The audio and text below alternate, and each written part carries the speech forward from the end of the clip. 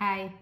ഇന്നലത്തെ supreme court വിധിയെ പറ്റി പറഞ്ഞില്ലേ? അപ്പോൾ സുപ്രീം കോർട്ട് പറഞ്ഞു ഇങ്ങനെ ആം, ഭാര്യമാർക്ക് തുല്യമായിട്ടുള്ള ഒരു വിഹിതം കൊടുക്കണം, അതായത് തത്തുല്യമായിട്ടുള്ള ഒരു വിഹിതം ഹസ്ബൻഡിൻ്റെ സമ്പാദ്യത്തിൽ നിന്ന് അല്ലെങ്കിൽ സാലറിയിൽ നിന്നെന്ന് പറഞ്ഞു.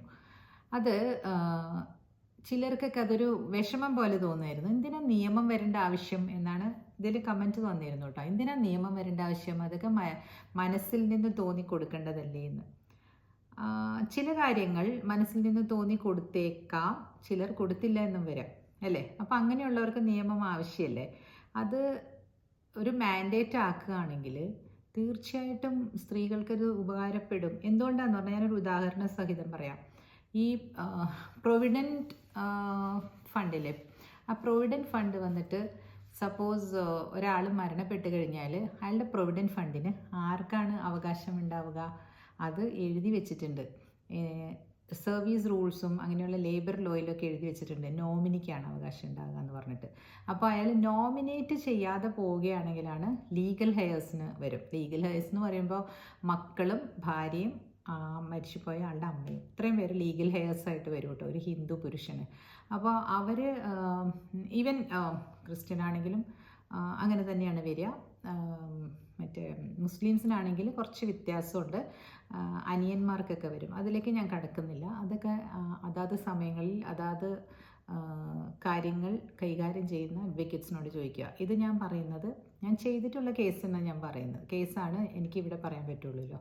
ഞാൻ ചെയ്തത് ഈ പറഞ്ഞ പോലെ ഈ പ്രൊവിഡൻറ്റ് ഫണ്ട് ഭാര്യയ്ക്ക് വേണ്ടിയിട്ട് എന്ന് പറഞ്ഞ് നോമിനേറ്റ് ചെയ്യാതിരുന്നത് കൊണ്ട് ഒരു ഹിന്ദു പുരുഷൻ, അതിന് ഇൻറ്റെസ്റ്റേറ്റ് എന്ന് പറയും. അതായത് ഹിന്ദു പുരുഷൻ വിൽപ്പത്രം എഴുതാതെ മരിച്ചു പോകുമ്പോൾ ഇൻറ്റെസ്റ്റേറ്റ് ആയിട്ട് മരിച്ചു. മക്കളും ഉണ്ടായിരുന്നില്ല, ഒരു പെട്ടെന്നൊരു ഹാർട്ട് അറ്റാക്ക് വന്നിട്ട് മരിച്ചതാണ്. അപ്പോൾ ഞാൻ ജോലി ചെയ്തുകൊണ്ടിരുന്ന കമ്പനിയിൽ I was a legal adviser. അപ്പോൾ നമ്മുടെ മുമ്പിലേക്ക് ഈ കേസ് വരികയാണെങ്കിൽ ക്ലെയിമിന് വേണ്ടിയിട്ട് രണ്ടുപേര് വന്നിട്ടുണ്ട്, വൈഫും അമ്മയും എന്ന് പറഞ്ഞിട്ട്. അപ്പോൾ നമ്മൾ അദ്ദേഹത്തിൻ്റെ എംപ്ലോയ്മെൻറ്റ് ബുക്ക് ഹിസ്റ്ററി എല്ലാം നോക്കുമ്പോൾ അതിനകത്ത് നോമിനേറ്റ് ചെയ്തിട്ടില്ല വൈഫിനെ. വൈഫിനെ നോമിനേറ്റ് ചെയ്യാതിരുന്നത് കൊണ്ട് അമ്മയ്ക്കും കൂടെ വിഹിതം കൊടുക്കേണ്ടതാണെന്ന് നമ്മൾ ആ വൈഫിനെ ധരിപ്പിക്കുകയാണ്. അപ്പോൾ വൈഫ് പറഞ്ഞു, എനിക്ക് 45, ആ സ്ത്രീക്ക് 45 വയസ്സായി, കുട്ടികളില്ല, പിന്നെ ഒരു വീടിൻ്റെ കടം ഇനിയും ബാക്കിയുണ്ട് 10 വർഷത്തേക്ക്, ഫ്ലാറ്റ്. അപ്പം ഞാനത് വിറ്റ് കടം തീർക്കണം, അതിന് അമ്മയെ ഒപ്പിടണമല്ലോ എന്ന് പറഞ്ഞപ്പോൾ അമ്മ പറയാം, അത് നീ എന്ത് വേണമെങ്കിലും ചെയ്തു എന്ന്. അപ്പോൾ ഞാൻ മീഡിയേറ്റ് ചെയ്യാൻ നോക്കി. ഞാൻ പറഞ്ഞു, അമ്മ അതിനകത്ത് നിങ്ങൾക്ക് പകുതി ഉള്ളതല്ലേ, അപ്പം നിങ്ങൾ ഒന്നില്ലെങ്കിൽ ആ സ്ത്രീക്ക് അവർക്ക് ആ മരുമകൾക്ക് വിട്ടുകൊടുക്കുക ആ വീട്, അല്ലെങ്കിൽ ഇത് വിട്ടുകൊടുക്കുക. ഏതെങ്കിലും ഒരെണ്ണം വിട്ടുകൊടുത്തിട്ട് രണ്ടുപേരും കൂടി പകുതി പകുതി ആവില്ലേ. അപ്പോൾ എന്ന് പറഞ്ഞാൽ അവർ പറഞ്ഞു, എനിക്ക് ഇതിനകത്ത് പകുതി വേണം, വീട് ഇവള് വീട്ടിൽ എടുക്കുമോ എന്ത് വേണമെങ്കിലും ചെയ്തോട്ടെ എന്ന്. ബിക്കോസ് അതിനകത്ത് ഇനിയും കടമുണ്ട് 10-25 ലക്ഷം രൂപ. ഇതിനകത്ത് കിട്ടാൻ പോകുന്നത് എന്തോ 40 ലക്ഷം രൂപയാണ്. ഒരു വിധത്തിലും ആ അമ്മ അടങ്ങിയില്ല. 80 വയസ്സുണ്ട് ആ അമ്മയ്ക്ക്. ആ മകൻ മരിച്ചു പോകുമ്പോൾ മകന് 52 വയസ്സെന്തോ ഉണ്ട്. അത്രയും നാളും കുട്ടികളില്ലാതിരുന്ന ഒരു മകനാണ് മരിച്ചു പോകുന്നത്. ഇവരുടെ കൂടെ വന്നിരിക്കുന്നതാകട്ടെ നാത്തൂന്മാർ. അപ്പോൾ അവർക്ക് ഈ 40 ലക്ഷത്തിൻ്റെ പകുതി കിട്ടുകയാണെങ്കിൽ അവർക്കത് വീതിച്ചെടുക്കാനല്ലേ. ഈ അമ്മ എത്ര കാലം ജീവിക്കും? അമ്മയ്ക്ക് കൊടുക്കേണ്ടതാണ്, അല്ലെന്നല്ല ഞാൻ പറഞ്ഞത്. ഏതെങ്കിലും ഒരെണ്ണം വിട്ടുകൊടുക്കണം, അല്ലേ? അല്ലെങ്കിൽ ആ പെൺകുട്ടിയുടെ അടുത്ത് പറയണം, ഈ എന്നപ്പോൾ വീട് വിൽക്കുമ്പോൾ പകുതി തരും എന്നവർ പറഞ്ഞു, ഞാൻ എപ്പോഴാണ് വിൽക്കുന്നത് ഞാൻ തരാം, അല്ലെങ്കിൽ അമ്മ ഒന്ന് ഒപ്പിട്ട് തരുമോ എന്ന് ചോദിച്ചാൽ ഒന്നും നടന്നില്ല. എന്നിട്ട് അവർ പിന്നെ അവസാനം സിവിൽ കോടതിയിൽ തർക്കവും കൊണ്ട് പോയിരിക്കുകയാണ്. അപ്പം ഞങ്ങളത് ഹോൾഡ് ചെയ്ത് വെച്ചു, നമുക്കൊന്നും ചെയ്യാൻ നിവൃത്തിയില്ല. അപ്പോൾ ഈ കേൾക്കുന്ന ആളുകളൊക്കെ ഭാര്യമാർക്ക് വേണ്ടിയിട്ട് എന്തെങ്കിലും ചെയ്യേണ്ടതല്ലേ? അമ്മയ്ക്ക് മറ്റുള്ള മക്കളും കൂടി ഉണ്ടേ. ആ സ്ത്രീ ഇനി എവിടെ പോകാനാണ്, ഇനി രണ്ടാമത് വിവാഹം കഴിക്കും എന്നൊക്കെയാണ് ആ അമ്മ പറയണത്. അവളെൻ്റെ മകൻ്റെ ഇതെല്ലാം വാങ്ങിച്ചിട്ട് പോയിട്ട് കല്യാണം കഴിക്കില്ലേ എന്നാണ് അവർ പറയുന്നത്. മുഴുവനൊന്നും കൊടുക്കണ്ട, കുറച്ച് അമ്മയ്ക്ക് കൊടുക്കാമെന്ന് അവർ പറയുന്നുണ്ട്, പക്ഷെ സമ്മതിച്ചില്ല. അതേസമയം എഴുതി വെച്ചിരുന്നെങ്കിലോ ഒരു വിധത്തിലും ഈ ഇതുണ്ടാവില്ല, എന്താ പറയുക, തർക്കം ഉണ്ടാവില്ല. കോടതികളിലേക്കൊക്കെ പോകുമ്പോൾ പിന്നെ അതവിടെ കിടക്കും. അതൊക്കെ ഈ മറ്റുള്ള മക്കൾക്ക് കിട്ടുമല്ലോ, അതിന് വേണ്ടിയിട്ട് ചാടിൽ കയറ്റിയിട്ട് കൊണ്ടുവരികയാണ്. അപ്പോൾ വളരെ ശ്രദ്ധിക്കണം ഈ കാര്യങ്ങൾ. അതുകൊണ്ടാണ് നിയമമാക്കുകയാണെങ്കിൽ, ഇപ്പോൾ ആ പ്രൊവിഡൻറ്റ് ഫണ്ടിന് അങ്ങനെ ഒരു നിയമമുണ്ട്, പക്ഷെ അത് യൂസ് ചെയ്തില്ല, അല്ലേ? അതുകൊണ്ട് ആ സ്ത്രീക്ക് അത് കിട്ടിയില്ല. പിന്നെ ഇനിയൊന്ന് ഇതുപോലെ നിയമമാക്കേണ്ടത് എങ്ങനെയാണെന്ന് വെച്ചാൽ, ഇപ്പോൾ കല്യാണം കഴിയുന്ന പുരുഷന്മാർ അവിടെ ഒരു അഫിഡാവിറ്റ് കൊടുക്കണം കോടതികളിൽ, ജോലി ചെയ്യുന്ന സ്ഥലത്ത് എൻ്റെ എൻ്റെ സാലറിയുടെ 10% ഈ അക്കൗണ്ടിലേക്ക്, അതായത് PF പോകുന്ന പോലെ തന്നെ ഒരു അക്കൗണ്ട് ഉണ്ടാക്കാൻ പറയണം. വിവാഹം കഴിഞ്ഞ ഉടനെ separate account of the wife, എന്നിട്ട് അതിനകത്തേക്ക് 10%ഓ 20%, അതായത് 10% മിനിമം അതിലേക്ക് വീഴണം എന്ന് പറയണം. അതായിരിക്കണം നിയമം. അങ്ങനെ നിയമം ഇല്ല കേട്ടോ, ഞാൻ പറയണം. അങ്ങനെയാണെങ്കിൽ ഈ 10%, അതായത് 1,00,000 രൂപ ശമ്പളമുള്ള ആൾക്ക് 10,000 രൂപ ഈ സ്ത്രീകളുടെ അക്കൗണ്ടിലേക്ക് ചെല്ലുമ്പോൾ, ചില സ്ത്രീകളുണ്ട് പണം കൈകാര്യം ചെയ്യാൻ അറിയില്ലാത്തവർ, ആദ്യകാലങ്ങളിലൊക്കെ അങ്ങനെ ആയിരിക്കും. പക്ഷെ കുറച്ച് പറഞ്ഞു കൊടുത്തും അവരും അതിലേക്ക് വരും. ഞാൻ ഒരുപാട് സ്ത്രീകളുടെ ഇത് വായിച്ചിട്ടുണ്ട്, അവരെങ്ങനെയാണ് ഭർത്താവിനെ സഹായിക്കുന്നതെന്നൊക്കെ. ഇതിനു മുമ്പ് ഞാനൊരു റീലിലാണ് എവിടെയോ ഞാൻ പറഞ്ഞിരുന്നു സുധാമൂർത്തിയുടെ കാര്യം. അതെ, സുധാമൂർത്തി വളരെയധികം കഷ്ടപ്പെട്ട് സ്വന്തമായിട്ട് പഠിച്ച് അവരുടെ സമ്പാദ്യത്തിൽ നിന്ന് നീക്കിയിരിപ്പ് എടുത്ത് വെച്ചിട്ട് അവർ ഭർത്താവിനെ സഹായിച്ചിട്ടുള്ള സ്ത്രീയാണ്.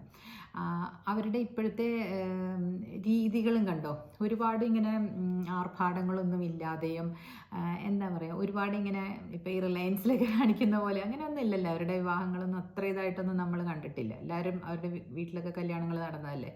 അപ്പോൾ ഇതൊക്കെ ഒരു ഉദാഹരണം നമ്മൾ സമൂഹത്തിൽ നിന്ന് എടുക്കേണ്ടതാണ്. നമുക്കൊരു റോൾ മോഡലിനെയൊക്കെ വെക്കുന്നത് നല്ലതാണ് അല്ലേ. പിന്നെ പറയാനുള്ളത്, ഇത് എന്തുകൊണ്ടാണ് നിയമമാക്കണം എന്ന് പറഞ്ഞതെന്നുള്ളതിൻ്റെ രണ്ടാമത്തെ പോയിന്റ്. നിയമമാക്കുകയാണെങ്കിൽ ഈ 10,000 അവർക്ക് കൊടുക്കുമ്പോൾ, ഇപ്പോൾ ഒരു വിവാഹം കഴിഞ്ഞൊരു കുട്ടി വരുമ്പോൾ ആ കുട്ടിക്ക് ഉറപ്പായിട്ടറിയാം ഭർത്താവ് ഒരു പോക്കറ്റ് മണി തരുമെന്നുള്ളത്. നമ്മുടെ മക്കളുണ്ടാവുമ്പോൾ നമ്മൾ പോക്കറ്റ് മണി കൊടുക്കുന്നില്ലേ, അല്ലെങ്കിൽ ആ വീട്ടിൽ ആ പെൺകുട്ടിക്ക് അല്ലെങ്കിൽ ഈ ആൺകുട്ടിക്ക് തന്നെ അച്ഛനും അമ്മമാരും പോക്കറ്റ് മണി കൊടുത്തുകൊണ്ടിരുന്നതല്ലേ. അപ്പോൾ ഈ ഭാര്യയ്ക്കും കൊടുക്കേണ്ടതല്ലേ. അച്ഛനും അമ്മയും നോക്കുന്നതിന് ഒപ്പം തന്നെ ഈ ഭാര്യയുടെ താല്പര്യങ്ങളും കൂടി പുരുഷന്മാർ നോക്കേണ്ടതാണ്. ഒരു കാര്യം ഞാൻ പറയാം, ഈ സാലറി എന്ന് പറയുന്നത് ഗവൺമെൻറ്റിൽ മാത്രമാണ് പുരുഷനും സ്ത്രീക്കും ഒരേ സാലറി ഉള്ളത് കേട്ടോ. കോർപ്പറേറ്റ്സിൽ ഇപ്പോൾ എൻ്റെ ജോലി, ഞാൻ ചെയ്തുകൊണ്ടിരുന്ന ജോലി തന്നെ ഒരു പുരുഷൻ ചെയ്തുകൊണ്ടിരുന്നപ്പോൾ അവർക്ക് കൂടുതലായിരുന്നു സാലറി. അതെന്തുകൊണ്ടാണെന്ന് ചോദിച്ചിട്ടുണ്ടെങ്കിൽ അവർക്ക് ചുമലിൽ കുറേ ഭാരങ്ങൾ ഉള്ളത് കൊണ്ടായിരിക്കാം. പിന്നെ അവർ കുറച്ചുകൂടി സ്ത്രീകളെക്കാളും എഫിഷ്യൻ്റ് ആണെന്ന് തോന്നിയിട്ടുണ്ടാകാം മാനേജ്മെൻറ്റുകൾക്ക്. പിന്നെ സ്ത്രീകൾ കുട്ടികളെ നോക്കണം, അല്ലെങ്കിൽ വീട്ടിലെ ചുമതലകളൊക്കെ കാരണം കുറച്ച് ഉഴപ്പമെന്ന് തോന്നിയിട്ടുണ്ടാകാം. പക്ഷെ ഇതൊന്നും ശരിയല്ല കേട്ടോ. സ്ത്രീകൾ കുറച്ചും കൂടി ഇങ്ങനെ ബാധ്യതകൾ എടുക്കാനും പിന്നെ കാര്യങ്ങൾ കൃത്യമായിട്ട് ചെയ്തു തീർക്കാനും ഇപ്പോൾ സ്ത്രീകളാണ് കൂടുതലും കാര്യക്ഷമമായിട്ട് ചെയ്യുന്നത്. ആണുങ്ങൾ ചെയ്യുന്നില്ല എന്നല്ല, അവർക്ക് ചില ഡൈവേർഷൻസ് ഒക്കെ വരുന്നുണ്ട്. കുറച്ച് നാളുകളായിട്ട് ഞാൻ വാച്ച് ചെയ്ത കാര്യമാണ് ഞാൻ പറയുന്നത്. കുറച്ച് നാളുകളായിട്ട് ഒരുപാട് സാലറി ഉള്ള പുരുഷന് ഇതുപോലെ ഭാര്യയ്ക്ക് ഇങ്ങനെ മന്ത്ലി അപ്പോൾ 10% കൊടുക്കുമ്പോൾ ആനുപാതികമായിട്ട് ഇദ്ദേഹത്തിൻ്റെ സാലറി കൂടുന്നത് ഭാര്യ അറിയും അല്ലേ. സാലറി പോലും പറയാത്ത പുരുഷന്മാരുണ്ട്. അവരെന്തിനാണ് അതങ്ങനെ ചെയ്യുന്നത്? എന്തുകൊണ്ടാണ് അവർ ആ പണം മറ്റുള്ള കാര്യങ്ങളിലേക്കാണോ, അതായത് ചില ചീത്ത വിഷയങ്ങളിലൊക്കെ ചെന്നുപെടുന്ന ആളുകളൊക്കെ ഇല്ലേ, അതിലേക്ക് ചെന്നുപെട്ടാൽ എന്ത് ചെയ്യും? എങ്ങനെയായിരിക്കും അവർ സ്വയം കൺട്രോൾ ഉണ്ടാവുക? അപ്പോൾ ഒരു ചെക്കുള്ളത് നല്ലതല്ലേ. നമുക്ക് ആരെങ്കിലും നമ്മളെ വാച്ച് ചെയ്യുന്നുണ്ട് അല്ലെങ്കിൽ നമ്മളെ ചെക്ക് ചെയ്യുന്നുണ്ടെന്ന് കാണുമ്പോൾ നമ്മൾ തീർച്ചയായിട്ടും കുറച്ചുകൂടെ ഡിസിപ്ലിൻഡ് ആയിരിക്കും അല്ലേ. ഭാര്യയാണെങ്കിലും ഭർത്താവാണെങ്കിലും അങ്ങോട്ടും ഇങ്ങോട്ടും ഡിസിപ്ലിൻഡ് ആയിരിക്കും, ലോയലായിരിക്കും. പിന്നെ ഒരാൾ ചോദിക്കാനും പറയാനും ഉണ്ട് എന്നൊക്കെ പറയുന്നത് നല്ലത് തന്നെയല്ലേ. എന്തിനാണ് ഇങ്ങനെ ലെറ്റ് ലൂസായിട്ട് ജീവിക്കുന്നത്? ഒരു പട്ടം ഇങ്ങനെ പറന്നു പോകുന്ന പോലെ, ചരട് പൊട്ടിയ പട്ടം പോലെ പോയാൽ ആ ചരടിൻ്റെ അറ്റത്ത് ആരെങ്കിലും ഉണ്ടെങ്കിൽ അതൊന്ന് കൺട്രോളായിട്ട് പോകും എന്ന് നമുക്ക് തോന്നാറില്ലേ? ശരിയല്ലേ അതെപ്പോഴും നമ്മൾ ആലോചിക്കുമ്പോൾ സ്ത്രീകൾക്കും പുരുഷന്മാർക്കും ഈ മാരേജ് എന്ന് പറയുന്നത് കൊണ്ട് ലാഭമുള്ളത് ആർക്കാണ്? പുരുഷന്മാർക്ക് തന്നെയാണ് അല്ലേ. അവർ കൊണ്ടുവരുന്ന ഈ പറഞ്ഞ സ്ത്രീധനം എന്ന് പറഞ്ഞുകൂടാ എങ്കിലും അവർ കൊണ്ടുവരുന്ന അവരുടെ വീട്ടിൽ നിന്ന് കൊണ്ടുവരുന്ന ഒരു വിഹിതവും പിന്നീട് ഈ സ്ത്രീ വീട്ടിൽ നിന്ന് ചെയ്തു കൊടുക്കുന്ന ജോലികളും ഒന്ന് ആലോചിച്ച് നോക്ക്. ജോലിക്ക് പോകാത്ത സ്ത്രീകളുടെ അവസ്ഥ ഞാൻ ഒരുപാട് പേരുടെ കണ്ടിട്ടുണ്ട്. എൻ്റെ അമ്മ ജോലിക്ക് പോയിരുന്നത് കൊണ്ട് ഈ വീടിൻ്റെ അകത്ത് കിടന്നുള്ള ഈ പരിപാടികളൊന്നും അമ്മയ്ക്ക് അത്ര വശവുമില്ല. അമ്മ അധികമൊന്നും അങ്ങനെ ചെയ്തിട്ടില്ല. റിട്ടയർമെൻറ്റ് കഴിഞ്ഞിട്ടാണ് അമ്മ കുറേ കിച്ചണിൽ ആക്റ്റീവ് ആവുന്നത് ഞാൻ കണ്ടിരിക്കുന്നത് എല്ലാവർക്കും അങ്ങനെ തന്നെയായിരിക്കും. ഞാനും അങ്ങനെ തന്നെയായിരുന്നു. ഞാൻ ജോലിക്ക് പോകുന്ന സമയത്ത് ഞാൻ കിച്ചണിൽ കയറാറേ ഇല്ല എന്ന് തന്നെ പറയാം. എന്ന് പറഞ്ഞാൽ അതൊരു അഭിമാനമായിട്ട് പറയുന്നതല്ല, സമയമില്ല അതിന്. എൻ്റെ തന്നെ കാര്യങ്ങൾ നോക്കി കഴിയുമ്പോഴേക്കും പിന്നെ ബാക്കിയുള്ള സമയം കിച്ചണിലും കൂടെ കയറി കഴിഞ്ഞാൽ പിന്നെ രണ്ടും കൂടെ ബാലൻസ് ചെയ്യാൻ ഇച്ചിരി ബുദ്ധിമുട്ടാണ്. അങ്ങനെ ചെയ്യുന്ന ഒരുപാട് ആളുകളുണ്ട്. എനിക്ക് അത്രയും എക്സ്പെർട്ടൈസ് ഇല്ല. ഞാൻ എന്താ ചെയ്യാന്ന് വെച്ചാൽ വീക്കെൻഡൊക്കെ കുക്ക് ചെയ്ത് കൊടുക്കും മോൾക്ക് അല്ലെങ്കിൽ അരവിന്ദിന്. അപ്പോൾ അത് ഒന്ന് ടാലി ആക്കാൻ വേണ്ടിയിട്ട് ഐ കുക്ക് വെരി വെൽ കേട്ടോ. അവരാണ് പറയേണ്ടതെങ്കിലും അവർ പറയും എപ്പോഴും ഞാൻ നന്നായി കുക്ക് ചെയ്യും. അത് കുക്കിംഗ് എനിക്ക് ആ കല്യാണപ്രായമായ സമയത്തില്ലേ എനിക്ക് അങ്ങനെയൊക്കെ ഒരു തോന്നലുണ്ടായിരുന്നു, അയ്യോ കുക്കിംഗ് പഠിച്ചിരിക്കണം. അതിന് വേണ്ടിയിട്ട് ഞാൻ അമ്മയുടെ അടുത്ത് പറഞ്ഞ് അമ്മ എന്നെ ഒരു കുക്കിംഗ് ക്ലാസ്സിലൊക്കെ എൻറോൾ ചെയ്തിരുന്നു 30 കൊല്ലം മുമ്പ്. അപ്പോൾ അതൊക്കെ ചെയ്യുന്നത് നല്ലതാണ്. ഇപ്പം യൂട്യൂബ് ഉണ്ടല്ലോ, അന്നിങ്ങനെ അല്ലല്ലോ. നമുക്ക് മാഗസിൻസ് നോക്കി ചെയ്യാൻ പറ്റുന്നതേ നമുക്ക് ചെയ്യാൻ പറ്റുള്ളൂ. പിന്നെ അതിനുള്ള അവശ്യ സാധനങ്ങളൊന്നും എല്ലാം ഒന്നും നമ്മുടെ നാട്ടിൻ പുറത്തൊന്നും കിട്ടില്ലായിരുന്നു. അതുകൊണ്ട് ഞാൻ എറണാകുളത്ത് പോയിട്ട് വിമലാലയം എന്ന് പറഞ്ഞ സ്ഥലത്ത് ഞാൻ പഠിച്ചിട്ടുണ്ട് കുക്കിംഗ്. LLB കഴിഞ്ഞതിന് ശേഷം LLBക്ക് പോകുന്നതിന് മുമ്പ് BA കഴിഞ്ഞതിന് ശേഷം ആ 3 മാസം കഴിഞ്ഞപ്പോഴേക്കും LLBക്ക് കിട്ടി. അങ്ങനെ LLB പഠിക്കാൻ പോയി. ആ ഗ്യാപ്പ് ടൈം പോലും ഞാൻ യൂസ് ചെയ്യുമായിരുന്നു. അതിപ്പോൾ മോളോടൊക്കെ പറഞ്ഞ മോൾ അറിയാം ഞങ്ങൾക്ക് കുക്കിംഗ് അറിയാമെന്ന് പറയും. എന്തൊക്കെ അറിയാമെന്ന് വെച്ചാൽ ദാൽ, പിന്നെ ചപ്പാത്തി ഉണ്ടാക്കാൻ അറിയാം, പിന്നെ മുട്ടക്കറി, മുട്ട പൊരിച്ചത്, ഇതൊക്കെ ജസ്റ്റ് ഒരു ഫിഷ് കറി വിത്ത് മറ്റേ പൊടി വെച്ചിട്ട് ഇത്ര മതിയല്ലോ കഴിക്കാനെന്നാണ് ചോദിക്കുന്നത്. മറ്റുള്ളതൊക്കെ ചിക്കൻ കറി, മറ്റുള്ളത് എല്ലാം പുറത്ത് പോയിട്ട് വാങ്ങിച്ച് കഴിച്ചുകൂടെ, എന്തിനാ why should we spend our time in the kitchen എന്നാണ്. അതേസമയം ഞാൻ ഉണ്ടാക്കി കൊടുക്കുന്ന സാധനങ്ങൾ നല്ല റിലീഷിംഗിലി അവൾ കഴിക്കുകയും ചെയ്യും. So I use to tell her cooking ആണായാലും പെണ്ണായാലും ഇന്നത്തെ കാലത്ത് മസ്റ്റാണ് കേട്ടോ. കാരണം എന്താണെന്നറിയോ, ഞാൻ ഈ സേവിങ്സിനെ പറ്റിയൊക്കെ പറയുമ്പോഴേ ഈ നമ്മുടെ പേഴ്സിൻ്റെ അകത്തിരിക്കുന്ന പണം ഇങ്ങനെ അങ്ങ് പോകുന്ന കാണാം ഈ പുറത്ത് പോയി കഴിച്ചിട്ടുണ്ടെങ്കിൽ. എന്തിനാണ് നമ്മുടെ വെൽത്ത് എങ്ങനെ ഇറോഡാക്കണത്? ആ ഒരു ഇറോഷൻ തടയാമല്ലോ. ഭക്ഷണം പുറത്ത് കഴിച്ചിട്ട് പൈസ തീർന്നു പോകുന്നത്. അതിനേക്കാളും നല്ലതല്ലേ നമ്മൾ തന്നെ കുക്ക് ചെയ്യുകയും നമ്മളുടെ കുടുംബാംഗങ്ങൾക്ക് കൊടുക്കുകയൊക്കെ ചെയ്യുന്നത് അല്ലേ? അപ്പോൾ ഈ ഒരു റോൾ എടുത്തിരിക്കുന്ന വീട്ടമ്മമാർക്ക് എന്തെങ്കിലും ഒരു പേർക്കും വേണമല്ലോ, വേണ്ടേ?